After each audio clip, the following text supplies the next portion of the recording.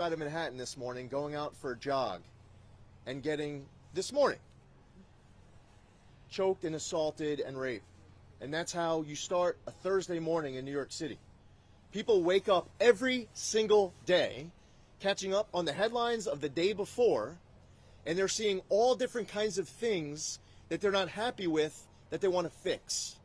Now, if there's a state legislator out there who is telling you that he or she is unwilling to work with us to deal with that, the pressure is on them. They're the ones who are on the wrong side. And I'll say it's the will of the people having spoken on Tuesday by saying that they want to see us get tough on crime and take care of this stuff. Plan A is to work with the state legislature to make these changes on these pro-criminal laws. The only reason why we would have to declare a crime state emergency and suspend these laws is because they don't want to work with us. By doing this, it forces them to the table, and that's really most important, is that they come to the table. Congressman, how important is, and Congressman, if you want to chime in on this as well, how important is upstate turnout going to be for Tuesday?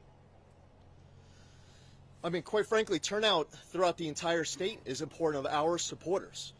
I mean, you can even look in the 5 boroughs, and it's going to be important to see, that turnout on Staten Island. When we got into this race, we saw Bay Ridge, Brighton Beach, Middle Village. It's now increased. You're going to see very red dots in Borough Park, in Williamsburg, in Crown Heights, and some of these other areas. We are crushing the vote with, well, I'll let the Democrats see that the hard way on Tuesday. There are some other groups and areas where they're going to be very surprised by some very red dots on the map. Upstate, around the rest of the state, they're ready. They're ready to fire Kathy Hochul. They talk about the attacks. They talk about the economic impacts more than anybody else. It hits us close to home. And I'll defer to Elise to be able to talk about what she's seeing and hearing. As you know, there's that saying, the full Schumer. In one calendar year, you have to visit every county at least once in the calendar year. That's the full Schumer. If you go now at least twice in 6 months to every county in the state, it's now called the full Zeldin. You can tell Schumer I said that. I've spent a lot of time throughout this entire state, and I'm telling you, it's not like we should be wondering whether or not they're ready to take the hill. If you look up, they're already 3/4 of the way up. They're ready. They can't wait for Tuesday. I want to echo what Lee Zeldin said. Turnout is important across the state, but specifically upstate New York, and I want to speak to all of the constituents in upstate New York. This is the most important election we will have in a generation in New York State. This is our best opportunity to save our state. Lee Zeldin has been crisscrossing. You asked about, did he see this coming last February? Let me tell you what, upstate New York saw this coming. He has worked hard. I have seen him and Allison in county after county after county in the North Country and upstate New York, the Capital District, the Hudson Valley, Western New York. They have put in the work, and Kathy Hochul she beat Governor Cuomo as the worst governor in America, and that is a steep achievement, but she made it happen. The corruption crisis, the crime crisis, upstate, we need to have big margins, big turnout. I'm proud that in my district we typically have the highest turnout in any congressional district in New York State. We've had that for the past few cycles. We need to get it done again to elect Lee Zeldin and Allison Esposito. Two more questions. Congressman, the gasoline tax holiday, which is temporary, expires at the end of December, so it's less than 2 months. I did a story on this a couple of weeks ago. Certain Republicans said they supported extending it. Governor Hochul's office said, well, we'll take a look at it in the budget. You'll know when we put out the budget. So do you have any thoughts now about extending the gas tax? So you're highlighting, this is one of the other reasons when you write your post-mortem as to why Kathy Hochul lost, is that she wants you to elect her to find out what her position on all these different issues are in January. Cashless bail, another example. I could think of a whole bunch. I'll just tell you that I absolutely support extending the gas holiday. It is one component of the solution. The solution must also include reversing the state's ban on the on the safe extraction of natural gas. We should be approving new pipeline applications as well. We need to focus on the transportation of energy throughout this entire state.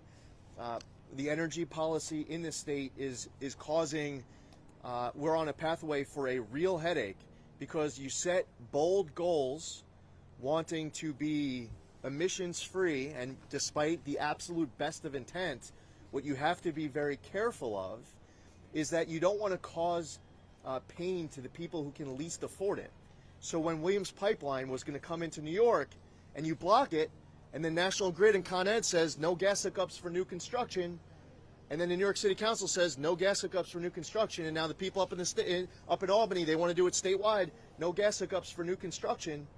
You know, if you're PJ Wendell out in Chautauqua County, see Marcus Molinaro is here as well. He's going to be the next congressman from New York 19. We were together on the southern tier at Ann's Pancakes, where they ran out of electric when we were walking in. And everybody was hungry. It was a breakfast meet and greet at a pancake house. They got their pancakes. Why? It's because they have natural gas. So the energy policy in the state needs to be looked at as more than just extending the gas holiday, but to directly answer your question. Why?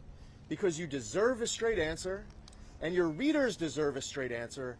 That is why I'm telling you exactly where I stand, as opposed to Kathy Hochul, who told you that you have to elect her to find out what her position on it may be in January. Final question. NTA, this could go to both of you. You mentioned that you want to support, or you want to see state agencies supporting business. One, would you classify the MTA as that kind of agency, and do you want it to remain under state control? I missed the first part. Of what kind of an agency? You want state agencies to be more supportive of business, right? That's part of your campaign. Right. Do you think the MTA does that in its current function? I mean, that is a transportation system. I'm talking about the relationship between DEC and business, the Department of Financial Services and employers, State Liquor Authority and employers, Department of Labor and employers. So as far as state agencies go, they need to overhaul the culture where they are looking at businesses as their job is to support them. The MTA's job is to get people from point A to point B with exceptional service, to get them from point A to point B on time, safely, responsibly, to make sure that the budget is responsible, to make sure that they are operating with long-term vision, where they don't, they show up at Elise Stefanik's door and say, "Give me $5 billion and I promise you all of your wildest dreams will come true. We'll never ask you for any money again." And then you get the money. And then the next day they wake up and they go back to the congressional representatives. They say, "All right, I need $5 billion more. And I promise you that if you give me $5 billion more, this time I really mean it, all of your wildest dreams come true." And it's actually a money pit. I would say that as far as of what needs to get done at the MTA, instead of this push for congestion pricing, which I totally oppose, which ironically will lead to more congestion, trucks in the Cross Bronx Expressway, Staten Island Expressway, small car vehicle traffic in Brooklyn and in Queens as they find other routes, make the ride safer, improve the ridership experience, and then you get a couple million more people riding every day, and that's a lot of money every single day. Enforce fare jumping. That's hundreds of millions of dollars. Alvin Bragg comes in, day one memo. He says he's not going to enforce fare jumping. That's a lot of money. So as far as the MTA goes, what I want them to do is to run the greatest transportation system in the entire world. I want it to be top-notch with regards to safety. I want them to be far better with their economics and their budgeting, to make sure it's fantastic service, but it's not necessarily an entity that exists as far as their relationship with individual businesses. So my point was specifically with regards to state agencies. I want the MTA to focus on some of these other priorities first and foremost. Would you both describe mail-in voting in New York as safe and secure? I see your campaign's been doing social media ads for it. Do you think people can have 100% confidence that if they vote by mail, it's going to be counted and there won't be any issues? I would strongly encourage anybody who cannot vote in person to make sure they request an absentee ballot and get that ballot in. As far as the process in New York, we have a number of rules that are actually even stricter than red states. We have poll workers can be there when you vote. When you open the ballots, they can closely observe. We have signature verification. You could submit objections. You hold that objection. A judge is the one that ultimately decides. You know, last time I ran, in the 1st Congressional District of New York, 2020, there were hundreds of ballots thrown out because the signatures didn't match. There were people getting arrested because they were requesting absentee ballots for dead relatives. That was another issue. And there was a unique issue in 2020 because for a few days they opened up this absentee ballot portal and people were able to request absentee ballots for other people. That whole process is different than legislative law and intent. In the Constitution, you need an excuse in order to request an absentee ballot.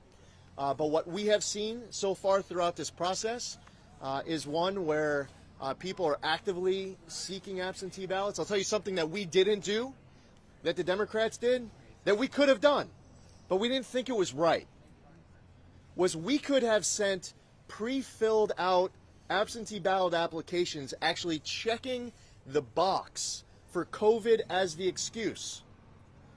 Why did we not do it? We just didn't think it was the right thing to do.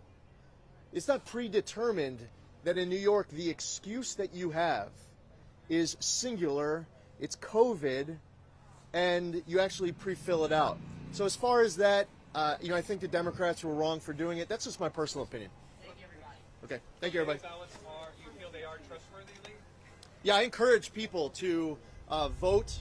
The process that I've seen so far is one that is being well run from every bit of information I've received so far. I encourage people to vote in person if they can, but if they can't, to vote by absentee. Media, we're going to have you guys walk around.